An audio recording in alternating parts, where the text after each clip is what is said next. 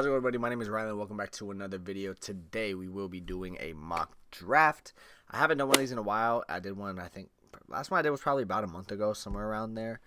So yeah, let's get into this. So I am going to keep this one round, and I'm not going to do any trades because there is a chance the Titans will trade this first pick. So, there is rumors the Titans will trade this pick and that they possibly want to give Will Levis a chance. I don't really understand the point in that because you don't know when you'll ever pick this high ever again. You know, you're never trying to lose. I know teams tank, but you're never really trying to lose. Like they're not gonna go out there and physically try to get the first overall pick next year. You know what I'm saying?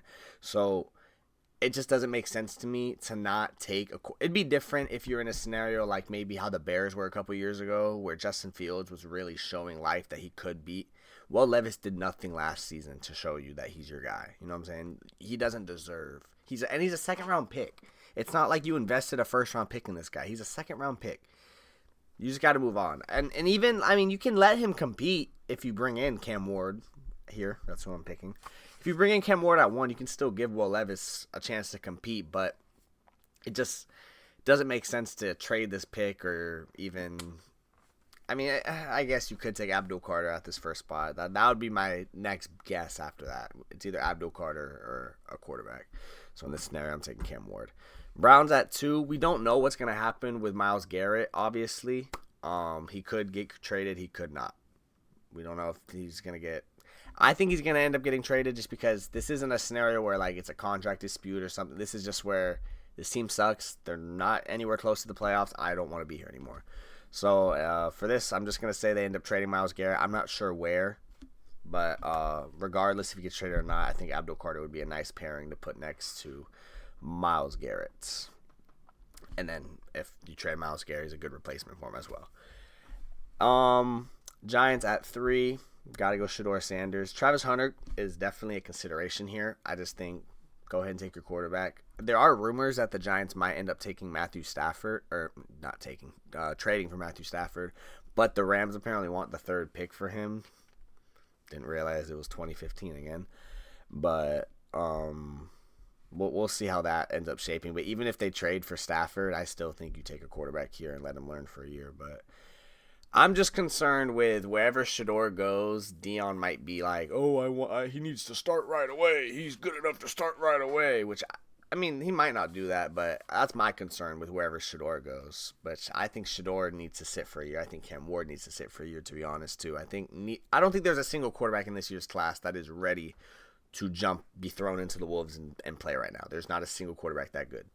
So all these quarterbacks, best case scenario is if they get to sit for a year. So Patriots at 4, best player available, Travis Hunter. He is entering as a corner, so that, I mean, do what you will with that info. But Bengal, I was watching his mock draft last week or 2 weeks ago, something like that. He made a good point that it's a lot more likely a team can use you as a full-time corner and have packages of you as a receiver rather than a full-time receiver and packages of you as a boundary corner. A lot of teams have packages for slot corners, but Travis Hunter's not a slot corner. I forgot who was it that they played. I think it was BYU, or maybe it was Kansas. They played someone where Travis Hunter was playing in the slot, and it didn't go well for him. And this isn't like, I'm not saying he can't play in the slot, but like he is he's a boundary corner. So the point there is, how are you going to have a full-time receiver and then just suddenly be like, all right, we're just going to sub you in as boundary corner? Like it would just be kind of more random. Like, when do you know when to put him in that corner?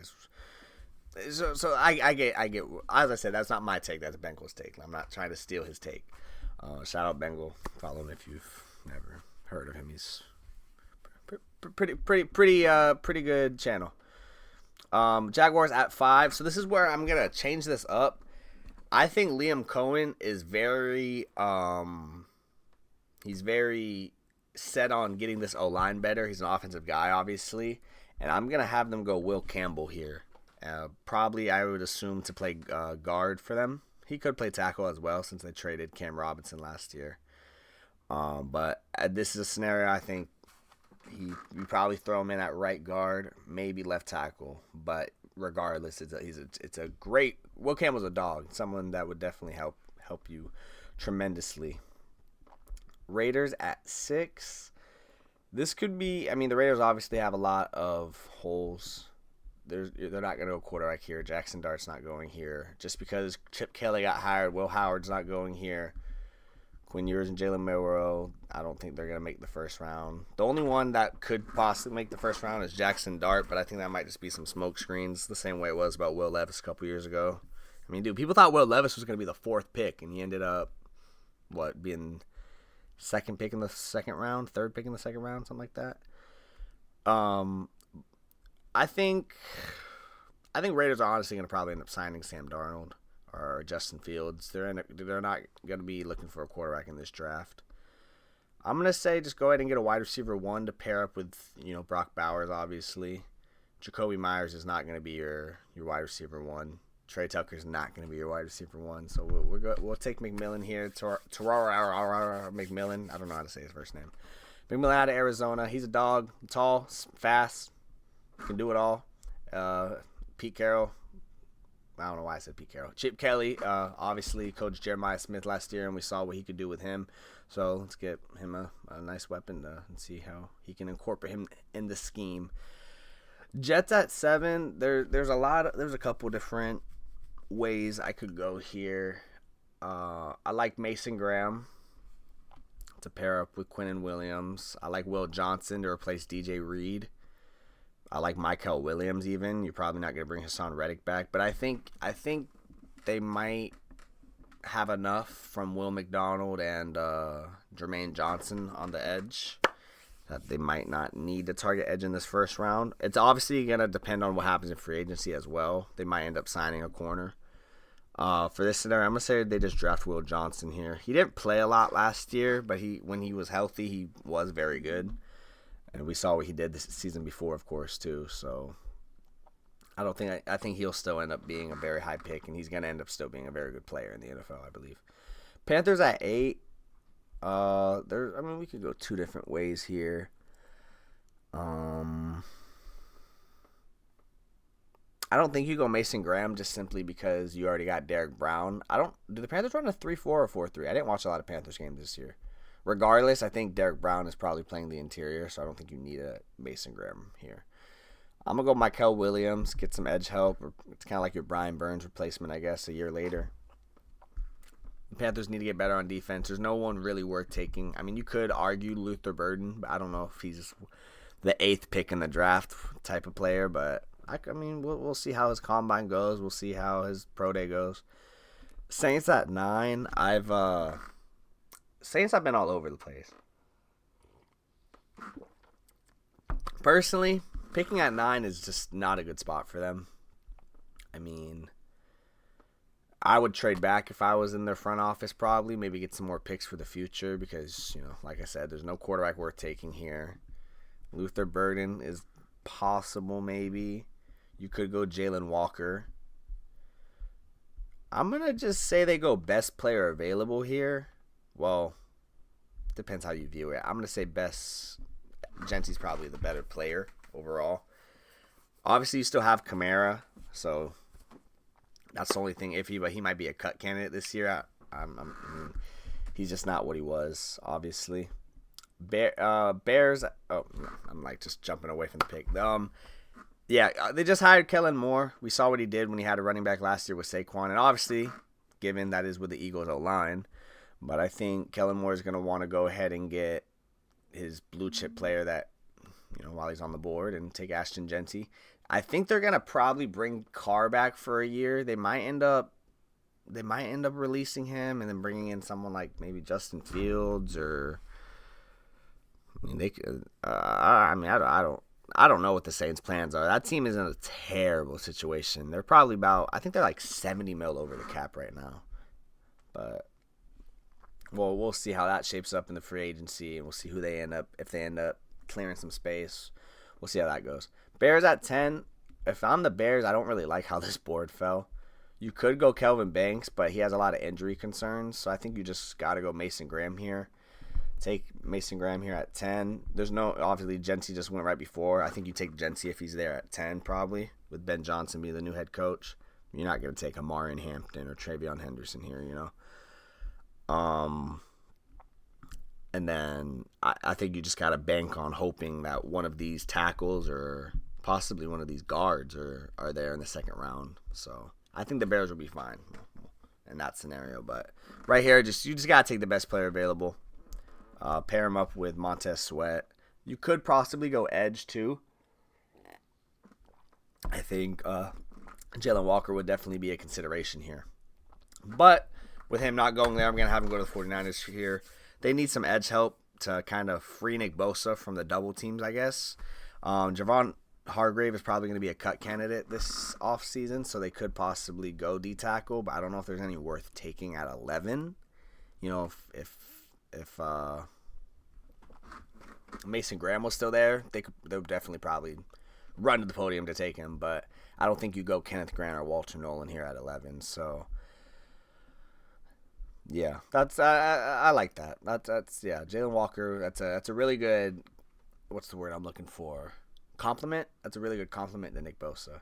Cowboys at 12. You obviously wanted Genty, but I think you can probably get a running back in the second round. It's a pretty deep class. It's just not a top-heavy class. You know, you got Genty, and then it's kind of a drop-off, and then you got a lot of, like, second, third-round guys. So I think they did say they want to add a receiver in the first or second, so I'm going to just go Luther Burden here. I do think I'm a delusional. I'm a Cowboys fan. I think that we are going to get Diggs this offseason. I think that he wants to play in Dallas, play with his brother, and we could probably get him for a cheaper price since he's coming off injury. But being a Cowboys fan, I'm assuming that he's going to come out and say he wants to play for Dallas and then end up signing with the Commanders or the Texans or something like that. So I'm prepared. It's all good. Dolphins here at 13. I go Malachi Starks most of the time because he is a really good player. But I think in this scenario with Kelvin Banks on the board, Teron Armstead, I don't think he's retiring this year. He hasn't said he is, so I'm assuming he's not. But regardless, he could just, like I say, he has injury concerns and he does need to develop a little bit. He's kind of a little bit of a raw prospect, but when he is healthy, he's a dog. So I think this is someone like kind of like how the Jets did with Fashanu, kind of just rotate him in as a tackle at first, and then once Teron Armstead retires, they can just throw him in. Colts, I already got my mouse over the tight end. I don't know why. It's the number one player right here. We got Tyler Warren. Get Anthony Richardson another target. It just makes sense. You need that. They already have a good receiving room. They already have a good running back. They already have a good O-line. All he needs is a tight end, and then he really has no more excuses. I do think the Colts are going to bring in. They did say they're going to bring in competition for Anthony Richardson, so I'm interested to see who they bring in. My best guess would be probably Jameis Winston. I've seen some Russell Wilson rumors. I think the thing is you need to bring someone that's not good enough. Like, well, you want him to be good, obviously, but you don't, like, they're not going to bring in Sam Darnold. They're not going to bring in Justin Fields, I don't think. They're going to bring in someone like Derek Carr who could start, but probably, you know, Anthony Richardson would probably be Derek Carr in a 1v1 battle, you know. Same thing. I don't know if he'd beat Russell Wilson. Russell Wilson's like, he's washed, but he still shows a little bit of flashes that he might be good if he's in the right system. So I don't know what's going to happen with that. But Falcons here at 15. This could be... This is interesting because most scenarios I have Malachi Starks go to the Dolphins at 13. So it's almost like every pick now I'm just like, they could take Malachi Starks. They could take Malachi Starks. I think that's what we're going to do. It's either Malachi Starks or James Pierce. I think Malachi Starks makes more sense here. Let's do Malachi Starks. Keep the Georgia boy in Georgia. I don't think he's from Georgia, but you know what I mean. Falcons need to get that defense better. They can probably address edge in the second round. This is just like the running back class. This is a pretty deep edge class, as you can see. So I think they'll be fine. They'll be able to get a guy like maybe JT Tuimalo, maybe Landon Jackson. Are there any outside linebackers here? I don't see any. Cardinals at 16. This could be edge. This could be tackle. I think I'm going to go Shamar Stewart here. He's kind of more of a power rusher. I think would pair well with BJ Ujulari. They do need some interior help, so this could also be where like someone like Walter Nolan or Kenneth Grant goes. They could also go receiver if they wanted to, maybe pair up with Marvin Harrison, his old teammate. The Cardinals have a lot of holes, but it's weird because they're picking at 16, as you can see. They're not far from the playoffs, but they have so many holes they still need to fill. So there's a lot of ways they could go there. Bengals at 17. I'm going to go James Pierce. It's kind of a fall. I think this was who I had as the first pick in my way too early mock this year, which is crazy. But yeah, James Pierce, get some edge help. They might, I don't know what they're going to do with Trey Hendrickson.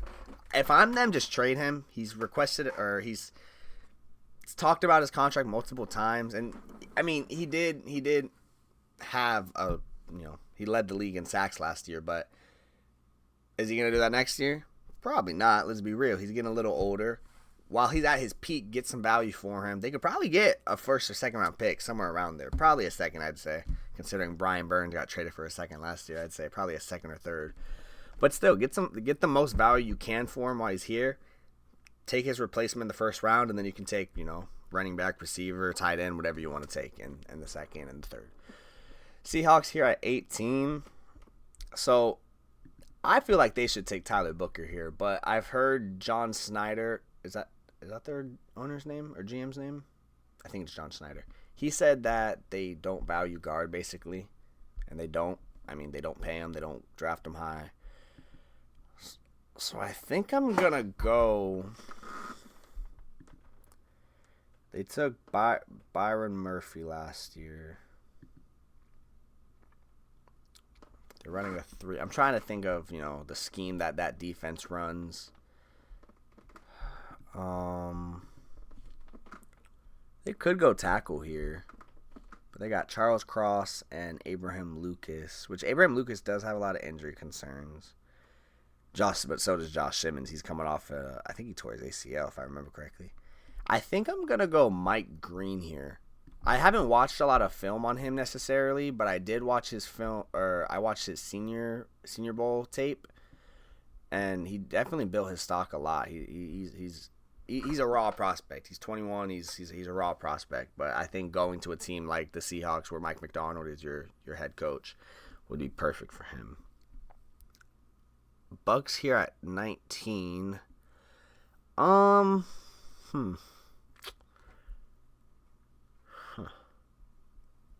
This could be. We could go corner here. You could just straight up be like, screw it, let's take our Levante David replacement. I'm gonna say they're gonna go receiver here because I don't think Chris Godwin's gonna end up being back. Mike Evans is getting up there in age, and then they got what's his name? McMillan from Washington. Or is it Polk? Do they have Jalen Polk? No, Jalen Polk's on the Patriots. They got McMillan. My point is, their receiving room it's not thin right now, but it's getting up there in age, and we don't know what the future's looking like for Mike Evans and Chris Godwin. Broncos at 20. This could be tackle. Maybe get our Mike Medlenchi or Garrett Bowles replacement. I'm going to go Colston Loveland here. Get Bo Nix, same thing as Anthony Richardson. Get Bo Nix a safety blanket. Already has a pretty good receiving room, a decent receiving room. Troy Franklin's obviously got to develop a little bit. Corliss Sutton's up there in age. I don't know how much longer he'll be there than Marvin Mims. They could probably get a receiver in free agency or possibly even draft later. Maybe get like a Tez Johnson in the second. That would be cool. Isn't Tez Johnson and Bo Nix brothers or something like that? I'm pretty sure that's what it is. Anyways, Steelers here at 21. This could be receiver. I don't know if I like Matthew Golden going at 21. And obviously, I don't like Jackson Dart in the first round. Not yet, at least. I got to see more from him. I'm going to say they go corner here. I'm going to say they bank on upside and take Benjamin Morrison. Hope, he was hurt all last year for Notre Dame, but when he was healthy for them, boy, oh boy, was that boy good. I think, yeah, I like that fit. Pair him up with Joey Porter Jr. Chargers here at 22. This is something I feel like I've been doing all season, and that's pairing up some Michigan guy with him, whether it was, Mason Graham, whether it was Colston Loveland, and here I am, I'm going to do it with Kenneth Grant. I think your number one, what you would want if you're the Chargers, is tight end, but here you're not going to take Holden Fannin Jr. at 22, and there is so many good D-tackle prospects still that you can just plug in right day one, play beside Joey Bosa and Khalil Mack. Packers here at 23. I'm going to go corner as well. I think I'm going to go Barron here out of Texas. He won, was it what award was it? He won the best corner award, I think. I can't remember the names right now. I'm blanking. But he was pretty locked down for Texas last year. He's going to get a lot of hate because he played for Texas. A lot of people don't like Texas. But I think that's a good day one plug-in player for the Packers, especially because you don't really know what's going on with Jair Alexander. I've seen some possibilities he could get cut this year. He could get traded. If he doesn't, regardless, put him up on the other side. It's the same thing like I said for Abdul Carter at 2. If you trade him, if you cut him, there's your replacement. If you don't trade him or cut him, there's your partner, your other guy. Vikings here at 24. We could go Siobhan Revel here. They did get Brian Flores back. Obviously, didn't get a head coaching job this cycle. I think I'm going to go Walter Nolan. I've really liked him since before the season. I liked him coming out of high school, like since his freshman year. I liked his potential. And I think, that's definitely... That's what the Vikings probably need right now. They obviously got some edge. They got Dallas Turner last year, and then they got, what's his name, Van Ginkel, he was from Miami, and then they got Grenard. That's really what you need on that front seven is a D lineman, a good one with like Walter Nolan, a run stuffer. Texans at 25. If you watch them in the playoffs, you'll know that C.J. Stroud was getting mauled. I'm going to take Tyler Booker. He would go higher if he wasn't an interior O-lineman. It's unfortunate for him, but plug him in right there, and he gets to block for C.J. Stroud. I wouldn't complain at all. Rams at 26. This is either going to be, I think, corner, receiver, or tackle, or linebacker. I'm going to say we go Josh Simmons here. Bank on his upside. Obviously, he's coming off an injury, but I think you're just going to hope that he's going to be what he was before that injury. And you don't got to play him right away. But definitely would be good for their future, for a team that is looking like they might trade Matthew Stafford and end up moving on to I don't say rebuild, I say revamp for a team like the Rams, because I don't think they're going to go into a top 5 pick type of scenario, but they're going to have to go into a little revamp where they, get their quarterback situation figured out and all that. I just hope Sean McVay commits to it, because the big thing about Sean McVay is I feel like every season there's a rumor he's going to just retire. It's like, bro, you're 39. Ravens at 27. This could be a lot of things. The Ravens are a team that don't have a lot of holes, but you can still, I think you're going to go Siobhan Revel here, honestly, because they did take Nate Wiggins last year in the first round, but I think you need to get your Marlon Humphrey replacement. I don't know how many more years you really have with him. You might have one if they don't cut him this offseason. Lions here at 28. I'm going to go Nick Scorton. This is someone I had ranked very high, and he's kind of been falling down a lot of people's boards. So I think the Lions is honestly going to steal here. This is probably one of the perfect players to pair with Aiden Hutchinson, but I think their best case scenario is to just plug in an edge player to play on the other side of Hutchinson on that defense, especially with a new DC coming in. Commanders here at 29. This could be tackle for sure. This could be receiver. I think I'm going to go Matthew Golden here. Put him on the other side of Terry McLaurin. You got Luke McCaffrey in the slot. They're probably going to bring Zach Ertz back. I like that for the Commanders. Bills here at 30. I'm going to go. They got a couple needs. I might show some love to to Nick Rory. I don't know how to say the last name. Y'all can't get mad at me for butchering names. I might show some love to him because I really think he deserves to be a first round pick. It's just a matter of, do you want to get Ed Oliver a buddy? Do you want to replace who just retired? Micah Hyde for them? Or was it Micah Hyde or was it Jordan Poyer? One of them did. They just had someone retire. I'm going to have the Bills go safety. Screw it. People aren't going to like it, but that's okay. Chiefs, we're going to go, I think.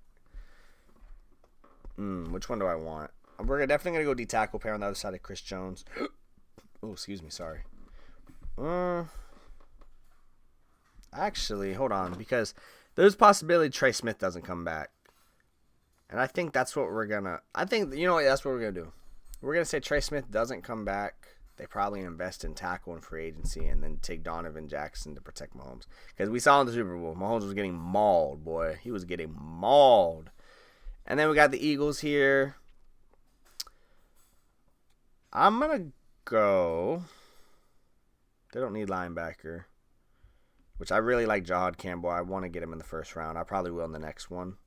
Regardless. I'll probably do a 2-round one in the next one, so he'll be there regardless. I'm going to go. They don't need D-tackle. I don't know why it says D-line is a number 2 need for them because they got Jordan Davis and Jalen Carter, and they got Milton Williams, which I don't know if he's going to come back. I'm going to go Josh Connerly.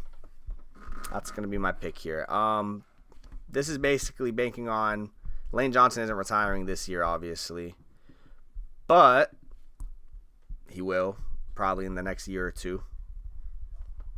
And you need to get a replacement for him. So this is the same thing as I said for the Rams. This is the same thing I said for what other team was it that I had them draft a tackle that I said you can rotate him in at first. Oh, the Dolphins. Yep. It's the same scenario. You don't got to play him right away. You can kind of just have him a rotate guy, get him some experience before you start just throwing him in to be a full-time tackle. So, yeah, that's going to be the end of this mock draft. If you guys did enjoy it, do not forget to leave a like. Subscribe to my channel if you are new. I am trying to get more content on this channel. I'm trying to get more content on TikTok. I've only been posting my podcast, but I've been streaming, trying to get some clips and all that to post, like montages. I want to start doing rebuilds, so all stuff like that. So just stay tuned for that as I learn how to adjust my schedule and fit in the times to record and all that. There'll be more content coming out. So thank you guys so much for watching, and I will see y'all in the next one.